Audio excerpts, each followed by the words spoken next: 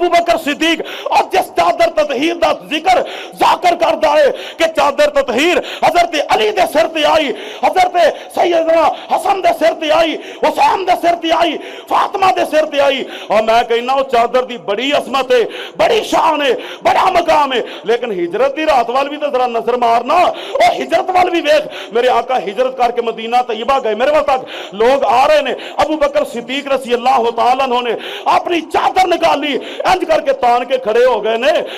آپ نے فرمایا ابو بکر بیٹھ جا، سائے دی لوڑ نہیں۔ ابو بکر آندے نے سونیا اصل پتہ لگ جائے نبی کون ہے تے غلام کون ہے، سونیا پتہ لگ جائے نبی کون ہے تے غلام کون ہے۔ اس واسطے لوگوں او دنیا والوں او کائنات دے لوگوں ذرا توجہ فرمانا، فیصلہ ہو گیا، قسمت دا فیصلہ ہو گیا،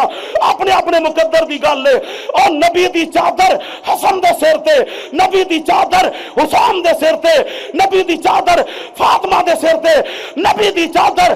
علی دے سر تے، پر ادھر ویکھ صدیق دی چادر نبی دے سر تے۔